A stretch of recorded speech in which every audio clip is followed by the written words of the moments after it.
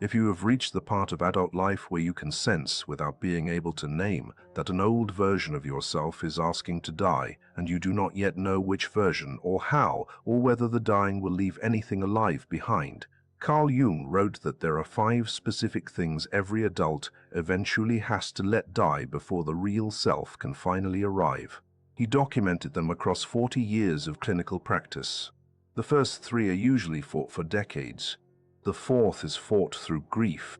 The 5th is fought through the body. Most people lose the fight only when the cost of resisting the death finally exceeds the cost of the death itself.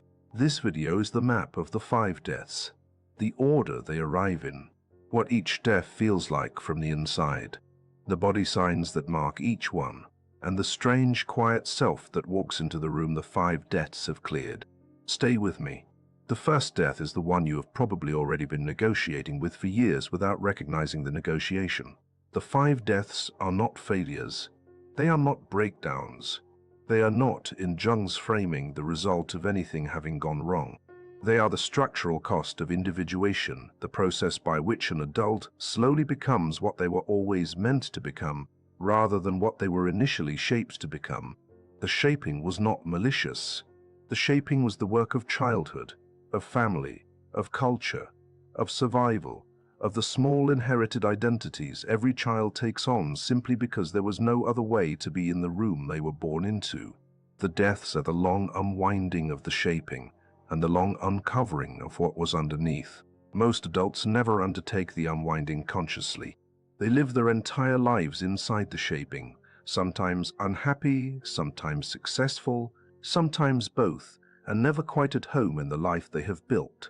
The ones who do undertake the unwinding, who are willing, when the time comes, to let each of the 5 deaths happen, arrive in late middle age at a quality of self that the surrounding culture often experiences as authority and that the carrier experiences simply as having finally come home. The deaths arrive in a predictable order. They have body signs. They have psychological markers. They have, in Jung's late observations, a recognizable cadence. This video is the cadence. Jung wrote in 1930 in his essay, The Stages of Life, that the second half of life cannot be lived inside the program the first half wrote. The program of the first half is the program of arrival, of acquisition, of building, of establishing a foothold in the social field. The program of the second half is the program of return, the slow return of the adult to whatever was true about them before the shaping began. The 2 programs are not compatible. You cannot run them at the same time. And so, somewhere between 35 and 50 for most people, the unconscious begins to refuse to fund the first half program any longer. The refusal is not depression. It is not crisis. It is the developmental signal that the shape the first half built has completed its work, and that the next work cannot be done inside that shape. The 5 deaths are the dismantling of that shape so that the next work can begin. Jung documented the 5 specific deaths in his case notes between roughly 1928 and 1955.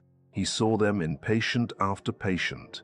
He saw them in himself. He wrote with unusual personal honesty about his own experience of each one in his late letters. By the time he wrote Mysterium Conjunction Commis in his early 70s, he was using the 5 death map as one of his standard diagnostic frameworks for understanding where a patient was in the individuation process. The deaths are not optional. They are not, in Jung's framing, things you can think your way around, or therapy your way around, or willpower your way around. They are structural. The first half shape, built well or built poorly, was always going to have to die for the second half self to arrive. The only variable is whether you let the deaths happen consciously, with grief and dignity and a kind of attention, or whether you let them happen unconsciously, through breakdown and illness, and the slow erosion of a life lived against the developmental grain. The conscious path is harder in the moment. The unconscious path is harder across the decade. Jung was very clear about which one he recommended. Here, then, are the 5 deaths. The first death is the death of the inherited identity. The inherited identity is the version of yourself that was assembled before you had any say in the assembly. It was assembled out of the temperament you were born with, the family role you took on by the time you were 6, the social class you came up inside, the religion or absence of religion that shaped your moral vocabulary, the schooling that taught you which kinds of intelligence count and which kinds do not, and the small 1,000 adjustments your childhood self made to be acceptable to the adults who had power in your early life. The inherited identity is not bad. It is what allowed you to survive. It is what got you to adulthood. It is the scaffolding inside which the real self has been quietly growing for 30 or 40 years without yet emerging into view. The scaffolding did its work. The scaffolding now has to come down, because the self growing inside it is no longer the size and shape the scaffolding was built for. The first sign that the death has begun is that the descriptions of yourself you have used your whole life stop fitting your mouth correctly. You say them and they sound rehearsed. You say them and you do not quite believe them anymore. You say them and you can hear, in the half-second after, a quieter version of yourself standing slightly behind you, not agreeing. The second sign is that the roles you have played in your family, your friendship circle, and your work begin to feel like costumes rather than skin. The costumes were once invisible. Now they are visible. Now you can feel where they end and where you begin. The third sign is that you stop being able to perform the inherited identity reliably under pressure. You used to be able to summon it on demand for social occasions, for difficult conversations, for the moments the room expected it. Now the summoning is slow. Now sometimes the summoning fails. Now sometimes you simply stand in the room as yourself instead of as the inherited version, and the room registers the difference even when you have not announced it. The death of the inherited identity is the longest death of the 5. It takes, in most adults Jung observed, between 3 and 7 years to complete. The body sign that accompanies it is a slow loosening across the chest and shoulders, as if armor you did not know you were wearing is being slowly unbuckled and set down. The loosening is the death completing itself. The breath underneath the loosening is the real self beginning to arrive. Stay with me. Death, too, is the one most adults misread as compassion fatigue. The second death is the death of the rescuer role. The rescuer role is the version of you that was taught, somewhere in early life, that your worth depended on whether you could fix the people around you. The teaching might have come from a parent who needed managing. It might have come from a sibling who needed protecting. It might have come from a culture that praised young women for being helpful and young men for being responsible. The teaching is almost universal in some form. The rescuer role, accordingly, is almost universal. For most of the first half of life, the rescuer role works. It produces friendships, it produces marriages, it produces career paths in which the rescuer is needed and rewarded. The cost of the role is invisible. The cost is being paid by a part of the self the rescuer does not yet have access to, the part that, somewhere underneath the helping, has been holding decades of unmetabolized resentment about never being the one helped in return. The second death begins when the resentment finally surfaces. The surfacing is not always loud. Sometimes it is a single small moment of refusal in a familiar interaction. Sometimes it is a slow tiredness when you see the name of the person you have always rescued appear on your phone. Sometimes it is the realization that you do not, in fact, want to attend the family event you have always attended out of role-based obligation. The first sign that the death has begun is that helping starts to cost more than it costs to refuse. The second sign is that the people who have depended on the rescuer role escalate their demands. The unconscious of the relationship registers the death of the role before the conscious mind on either side does, and the escalation is the relationship's last attempt to preserve the old shape. The third sign is that you begin, sometimes for the first time in your adult life, to feel a quiet preference for your own company over the company of those who needed the rescuer. The death of the rescuer role is, of all 5 deaths, the one most adults misread as compassion fatigue or burnout or moral failure. It is none of these. It is, in Jung's framing, the developmental moment at which the self that was always more than the rescuer finally insists on the rest of its territory. The insistence is healthy. The insistence is what the second half of life requires, and the body sign for the death of the rescuer is a small settling across the diaphragm and a steadying in the lower back, as if a load you did not realize you were carrying has been put down. The third death is the death of the certainty addiction. The certainty addiction is the version of you that was taught, again early, that not knowing was unsafe. The teaching might have come from a household where confusion was punished. It might have come from a culture that rewarded confidence and penalized hesitation. It might have come from a school system that asked questions with single right answers and trained the nervous system to seek the right answer fast and to defend the right answer once found. The certainty addiction is the inner mechanism by which an adult clamps quickly onto a position, a political position, a moral position, a position about the right way to live, or the wrong way to live, or the wrong way to live, or the meaning of yesterday's argument, and then defends the position long past the point where the position is serving the self that holds it. The third death begins when the cost of holding the position finally exceeds the cost of releasing it. The cost is usually paid in relationships, in body tension, in the small daily exhaustion of having to keep many positions defended at once. The release, when it begins, is not the same as no longer caring. It is the discovery that you can care about something without needing to be certain about it, and that the care is in fact deeper without the certainty than it ever was inside the certainty. The first sign of the third death is that opinions you have held for decades begin to feel costly to maintain. The second sign is that you start to notice yourself listening longer in conversations than you used to listen. The third sign is that you can name for the first time the small ways your previous certainty has cost you. Friendships ended, relationships strained, decisions made too fast and regretted slow. The death of the certainty addiction is the death that opens the inner room. The inner room, Jung wrote, is the space inside an adult life where actual thinking finally becomes possible. The room was always there. The certainty addiction was filling it with furniture. The death is the clearing of the furniture. The body sign for the third death is a softening in the jaw and a clearer field of attention behind the eyes.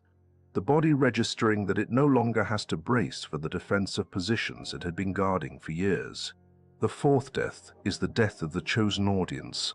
A chosen audience is the small group of people, real or imagined, whose approval has been the secret architect of your adult choices for as long as you have been making adult choices. The audience might include a parent who is no longer living. The audience might include a teacher from 20 years ago. The audience might include a version of your peer group from when you were 26. The audience might include a future imaginary version of yourself who is watching from a vantage point that does not yet exist. The chosen audience is invisible to the conscious mind. It operates in the background.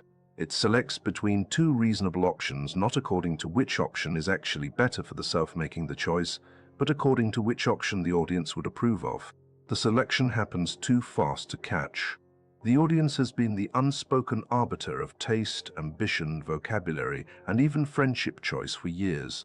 The fourth death begins when the audience starts to lose authority. Sometimes the loss is caused by a literal loss. The parent dies, the teacher passes away, the peer group disperses. Sometimes the loss is caused by an internal revision. You realize the audience you have been performing for would not, in fact, approve of the choices you are now finally able to consider making, and that the audience's disapproval no longer dictates your decision. The first sign of the fourth death is that you begin to make a small choice that the audience would not endorse and find, to your surprise, that you can live with a small disapproval. The second sign is that you begin to notice the audience operating in real time, mid-decision, and recognize it as audience rather than as your own preference. The third sign is grief, real grief, the kind of grief that arrives when an inner structure that has been organizing your life for 30 years finally lets go. The death of the chosen audience comes with grief because the audience was not only a constraint, it was also a form of companionship. You've been talking to the audience inside your own head for most of your adult life, even when the audience members in the outside world were absent or unaware. Letting the audience go means walking into the rest of life without them. The walking in Jung's late observations is the most lonely feeling stage of the 5 deaths, and also the most freeing. The body sign for the fourth death is a small lift in the breastbone, accompanied by an unfamiliar quiet behind the eyes. the body registering both the grief of the loss and the freedom of the loss and the freedom of the loss at the same time. The fifth death is the death of the old timeline. The old timeline is the assumption you have been carrying since adolescence about when things in your life were supposed to happen, by what age you were supposed to be settled, by what age you were supposed to be successful, by what age you were supposed to be partnered or have children or own a home, or have arrived at the financial or vocational milestone the culture defined for you. The old timeline is the most cruel of the 5 inherited structures because it is the one that constantly compares the actual present to a hypothetical past in which the milestones were supposed to have been hit. Every year that the actual life diverges from the timeline produces a quiet judgment, and the judgment becomes a kind of low-grade hum underneath the actual life. A hum saying, in language too quiet to argue with, that you are behind, that you are wrong, that the life you are actually living is not the one you were supposed to be living. The fifth death begins when the timeline finally becomes too obviously wrong to defend. Sometimes the trigger is biological. You pass the age the timeline had set for a milestone, and you discover that the world has not, in fact, ended. Sometimes the trigger is relational. You watch a peer hit a milestone and feel, to your surprise, not envy but a kind of distant kindness, as if the milestone belongs to a country you no longer live in. Sometimes the trigger is creative. You find yourself unexpectedly building something the timeline did not predict, and the building is so alive that the timeline goes quiet for the first time in decades. The death of the old timeline is the quietest of the 5. It does not announce itself. It happens in small moments across a year or two, and then one morning you realize the comparison is no longer running in the background. The hum has stopped. The actual life is the only life. The body sign for the fifth death is the settling of the whole frame into the present. A small grounded steadiness in the feet, an unwound quality across the spine, and an unfamiliar acceptance of the actual age and the actual body and the actual day. There are 4 body changes that accumulate across the 5 deaths. The first is a slow recalibration of sleep. The sleep gets deeper, but it also gets stranger. Dreams arrive with more clarity, sometimes with more urgency, sometimes with the felt presence of people from earlier decades of your life. The dreams are the unconscious metabolizing the 5 deaths in the only language it has. The second body change is appetite. Appetite redistributes across the 5 deaths. Some foods you have loved your whole life lose their grip. Other foods you barely notice begin to arrive as small pleasures. The appetite redistribution is not health-related. It is symbolic. The body is selecting differently because the self the body is feeding is now different. The third body change is energy distribution.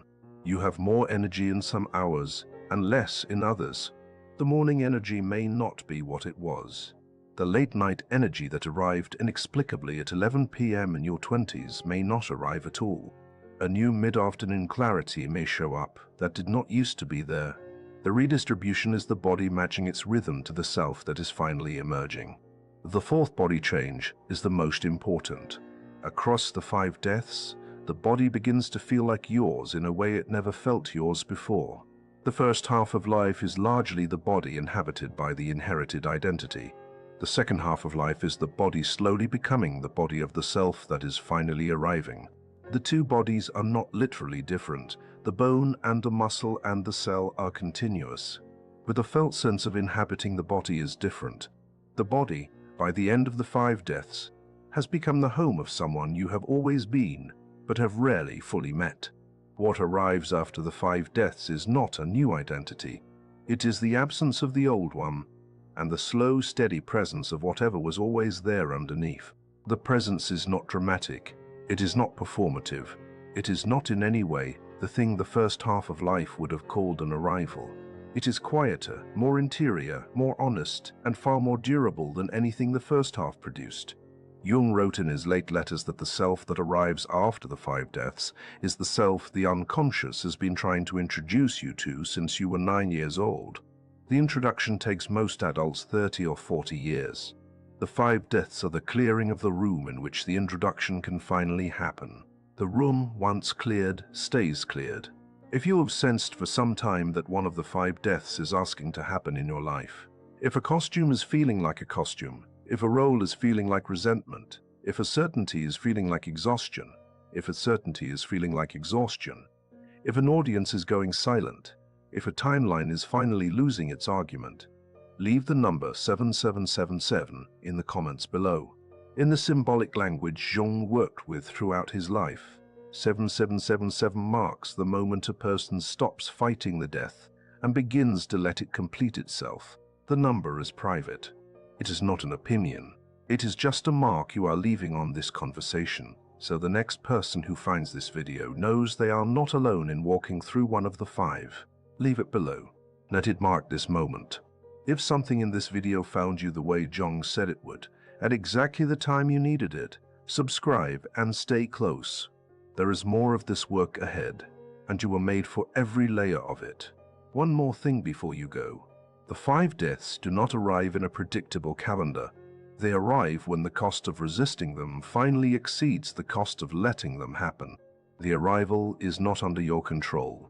What is under your control is the recognition that they are deaths, not failures, that the structures dying were once useful and are now done, and that the dying is the structural cost of the self you are finally becoming. Recognition is half the work.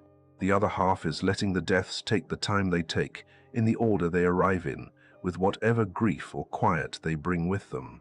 Jung said the work of the second half of life is exactly this: to let the right things die at the right time, and to be present for what arrives in the cleared room. You are doing the work. The work is real, and the self underneath the work, Jung said, has been waiting for you the whole time.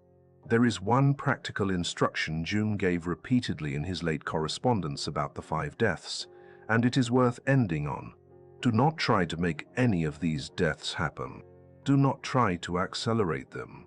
Do not try to perform the death of the inherited identity by aggressively rejecting the family you came from. Do not try to perform the death of the rescuer role by abruptly refusing to help anyone. Do not try to perform the death of the certainty addiction by collapsing into deliberate confusion. Each of the 5 deaths arrives on its own internal clock, and the conscious mind's attempt to force the arrival almost always produces a counterfeit version of the death that leaves the real structure intact underneath. The work, Jung said, is not to force the deaths but to stop blocking them.